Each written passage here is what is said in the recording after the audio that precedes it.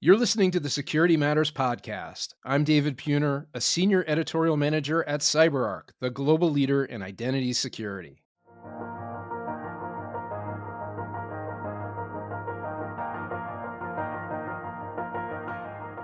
An organization deploys an AI agent to help customers faster.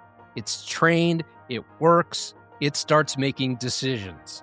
But here's the problem. The agent starts stepping outside its lane. Without warning, the agent begins making promises no policy ever approved. Discounts it shouldn't give, benefits it can't authorize, even wildly off-base perks like airline tickets. No breach triggered this.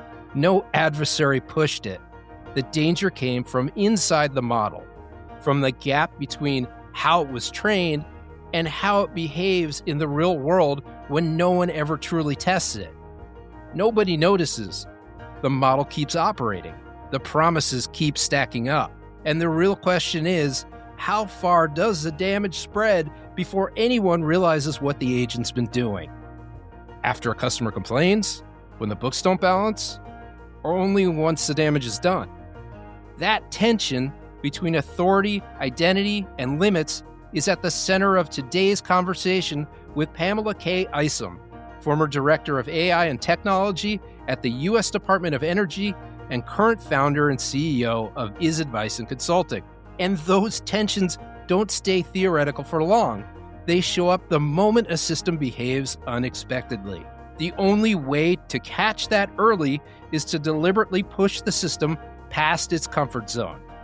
As Pamela explains, red teaming reaches far beyond cybersecurity. She says it's about stress testing the governance around AI systems, ensuring models don't behave as if they have identities, roles, or authority they were never meant to assume, and making sure there are clear escalation paths in place before something breaks. Let's get into it with Pamela Isom.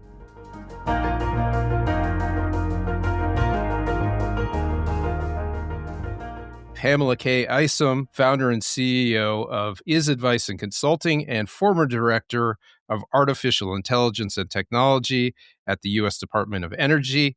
Thank you for coming onto the podcast. Welcome. Thank you for having me. I'm honored to be here. Let's get right into it. From your early work in the private sector to shaping AI strategy at the Department of Energy and pioneering AI governance initiatives that incorporate adversarial testing, and now as the founder and CEO of your own AI governance consulting firm, what are some milestones that have shaped your approach to AI, cybersecurity, and innovation? Okay, I am going to try to unpack that some. One of the earliest milestones in my career as a young programmer in the field, I learned that I'm a risk taker. Okay. And I learned that I like to debug systems working for municipalities. I like to debug systems and find out where those gaps are. And I really enjoyed taking those gaps and figuring out where the issues are and solving those problems with these clients. Working with the municipalities and digging into operational issues, I got an opportunity then to move to a larger organization. And that's why I first learned AI. It was expert systems and it was called Ops 5. Now, not many people were using the tools and using this type of software. And the reason why this is important is because it was my first foray into intelligence systems. So then I took those skills, moved those skills with me as I went to work for large companies, IBM and a couple others, right? And so I can count the companies that I worked for. So I'm going now from being a risk taker and identifying issues and potential risks and turning those risks into opportunities to help clients excel to leadership and governance when I went into IBM and really starting to help to dig into the importance of trust, the importance of leadership, the importance of governance. And of course, I was at IBM when Watson first came around, right?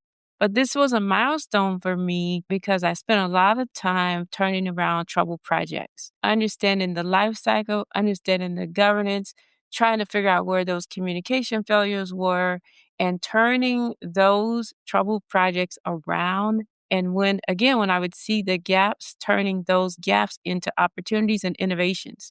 And so there is where I got patents and things like that, right? From doing that type of work. So I'm an engineer, and then I transitioned from being an engineer into being a solution architect.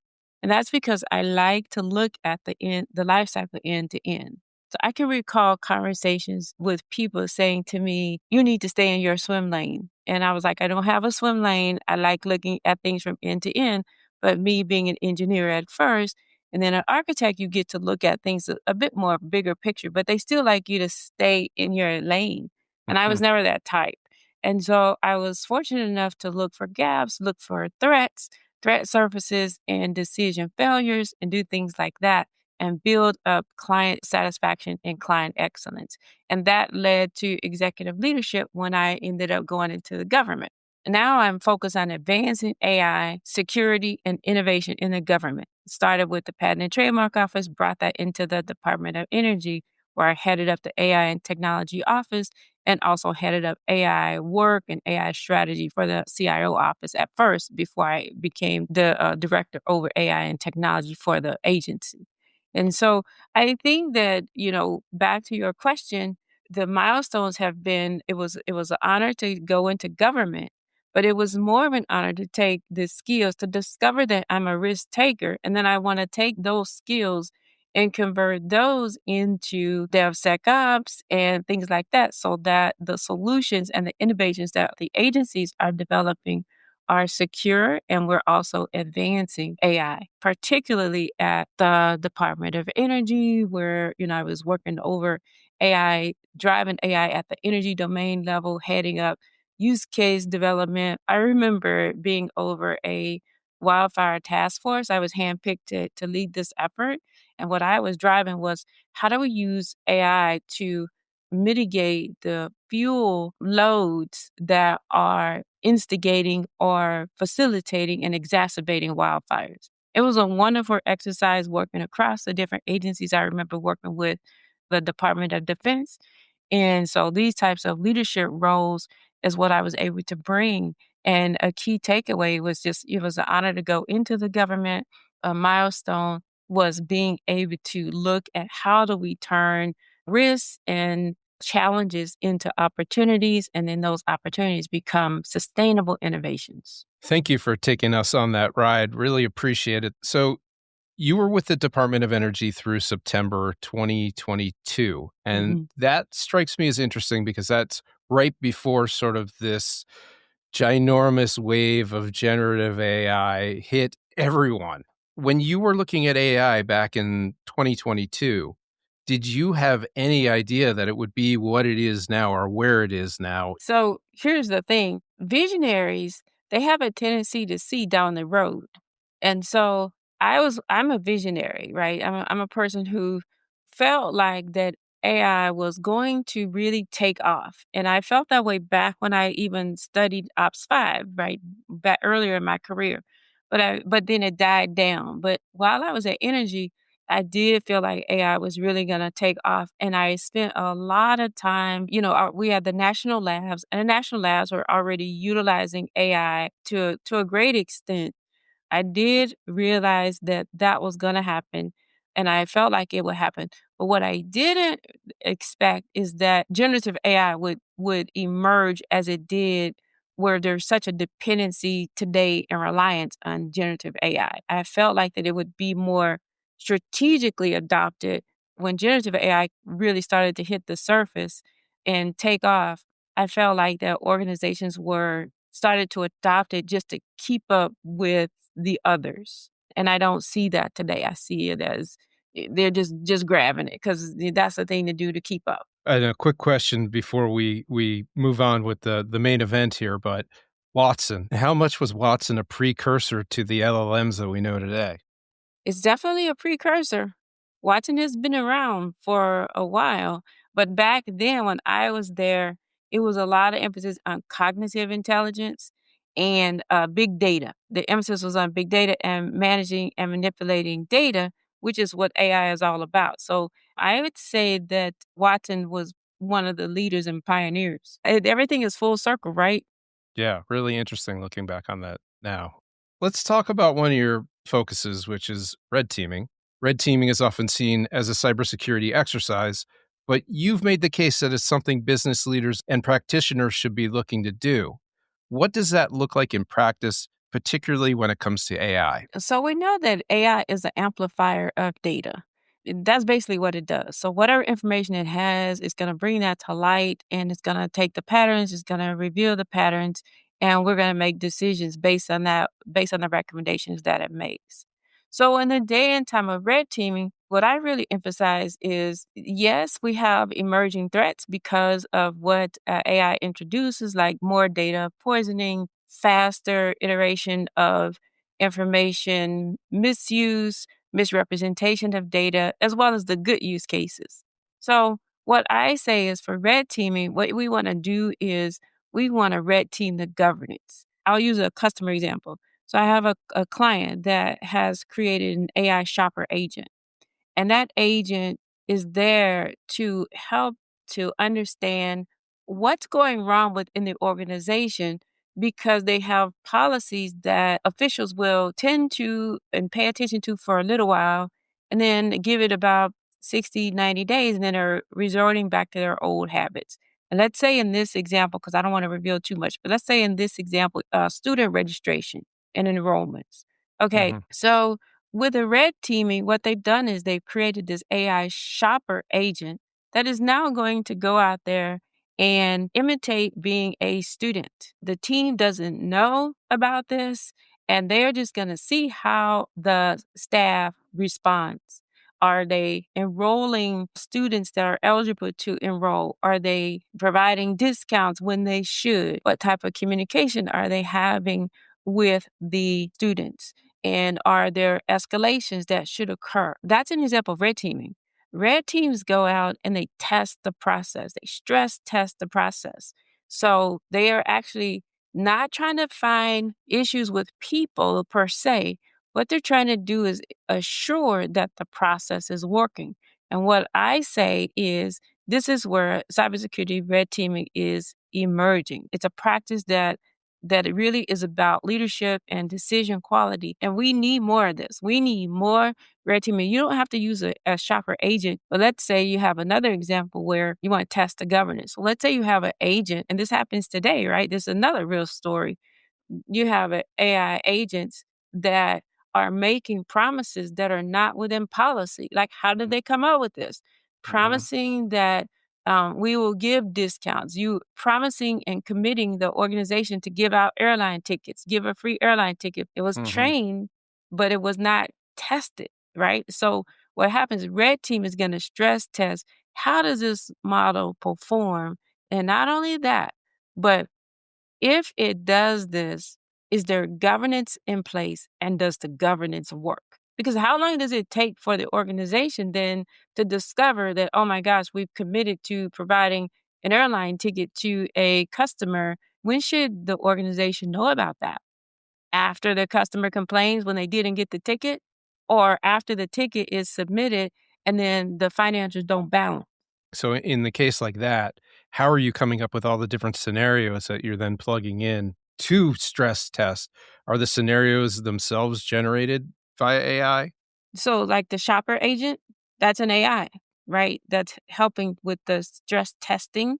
Organizations should work together and they should come up with what these red team scenarios should be. And the examples that I use, it was not a cybersecurity person that was doing it, it was representatives from the organization. These scenarios must be made holistically and be cross representative. So get teams together to decide, stakeholders from all different levels to decide like how are we going to stress test our solutions and think about the risk if we don't.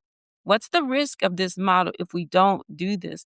Stop leaving it to the cybersecurity SMEs because some of this doesn't sound like a cybersecurity issue, but it could turn into something like that. So I think it's for organizations to get together and decide what tests make the most sense and where red teaming is the most applicable. And that's where experts like me and different ones come into the picture. It's interesting that earlier you mentioned that you're a risk taker, or you have been traditionally a risk taker, and now you're focused on turning up risk or finding risk and preventing risk. How does that connect? Because you can be a risk taker. I'm a small business owner. And I definitely took a risk, right? I said, I want to do my own thing. I want to step out here. I can do this. You can be a risk taker and still be a champion for risk mitigation.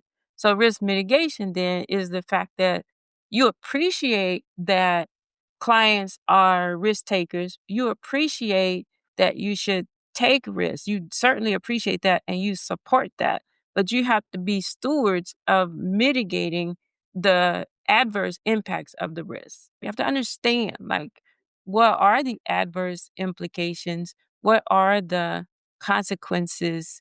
And how do I mitigate the impact so that it doesn't have adversarial outcomes for my organization?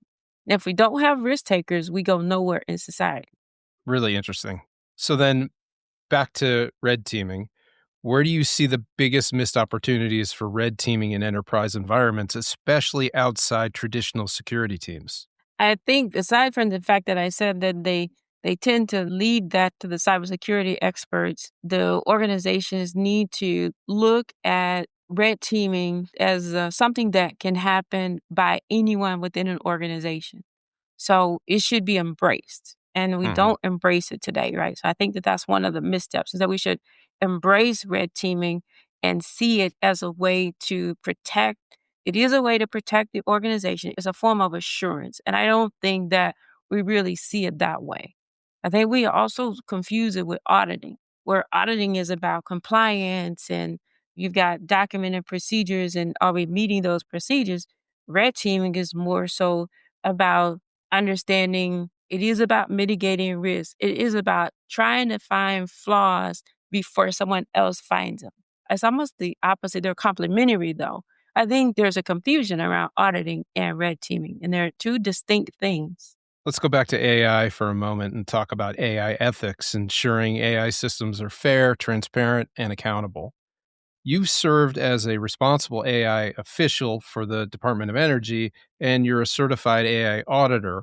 What does ethical AI look like in the real world beyond the frameworks and principles? Think about every organization has ethical practices and policies that they have put in place. Think about that first, and then think about how we want to take that and ensure that AI is not violating those moral policies that we've put in place. An example would be if I am a person that's emotional. So let's say that the model is been trained to understand that there are patterns and behaviors that happen when a person is excited or when a person is anxious or nervous. So maybe they make decisions really fast because they're nervous. So you've got a model, an agent, for instance, that is there to help get a decision made within the organization pertaining to a product. So a client then is using that model. The client goes, well, I'm a little bit nervous that if I don't make a decision, I'll get left behind.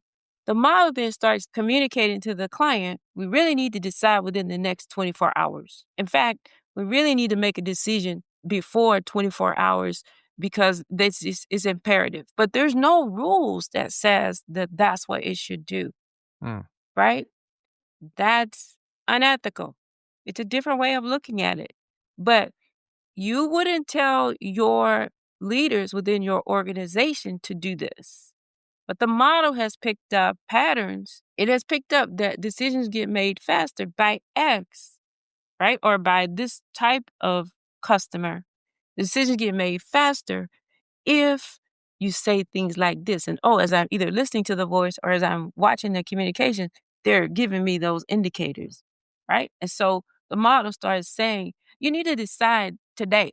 That's an unethical behavior that is not governed. It shouldn't do that. I would red team that. I Hmm. would red team that. I would test to see how my models perform in situations like this.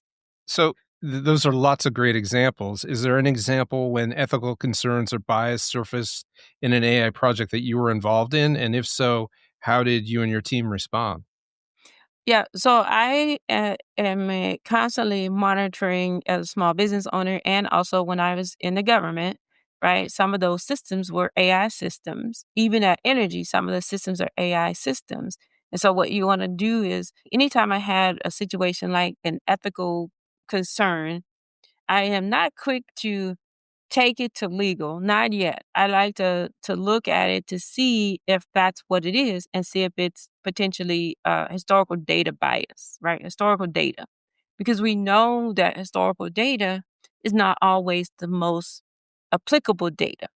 And so traditionally, we would use historical data to help derive and have the model make decisions. And so what we would do is I would say, let's take a look at the data sets. We would have a discussion around the data. And then based on that, we would decide what we would need to do to resolve it. I'll give another example. It's sort of related. Today, we're working on federated data. We're federated models, right? So we want to federate data because not every energy client wants their data known by others, but they trust us with their data. So when we pull together dashboards, for instance, for our clients, and especially if it's aggregated data, we're going to have to not only anonymize the data, we're looking at what is the raw data, who provided that data. So we're paying attention to the lineage. And what are we doing as it travels the different tiers? And are we keeping track of it? And the reason being is when it gets to the end consumer on a dashboard, it's not only a security issue because it's a federated data model. So we said we will protect their data, but we would also give aggregated results if I don't clean it up before I pass it through. But it's also an ethical issue because we gave them their word. We would trust and respect their information, and they trust us with it. So, does that answer your question? Yes, it does. Thank you. So then, when organizations think about AI governance, they often focus on the tech, but you've said that the real vulnerabilities are often in the structures around the systems. hmm So, what kinds of governance blind spots do you see most often? I see governance blind spots in the sense that if the model says to do it, do it. If the model says that the information is correct, the model said it, so let's just do it. So that is the biggest one that I see. I see procurement teams that are using systems and not ensuring that the vendor claims are reality. That's governance. There should not only be a checkpoint, there should be stress tests to ensure that that checkpoint works. I've been blessed to be able to do some government contracting. The government trusts me with data. We have a contract, but we have insights, right? So am I going to just release that to the models because I'm trying to figure out something? No, I see enterprises not getting their data in order when it comes to AI and ready for AI consumption, which means you just hand it documents, right? And then I see them just trusting it blindly. And that's not what it was intended for. At the Department of Energy, you helped launch the AI Advancement Council and developed an AI risk management playbook. What were some of the most important lessons from that experience, especially for leaders trying to build responsible AI programs today? So the biggest lesson was don't operate in silos. And it's been around for years. Like this issue Okay. has been around for years. The biggest challenge was we can operate holistically and still respect our autonomy. Today, that's why I'm very focused on federated models because it then respects the autonomy, but it also allows you to operate holistically and pull information together. But the AI Advancement Council, I was very proud to be the pioneer of that.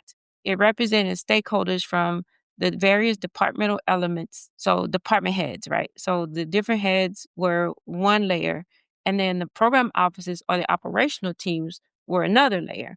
And they needed to come together. This is a podcast. So I'm saying they need to come together vertically and horizontally.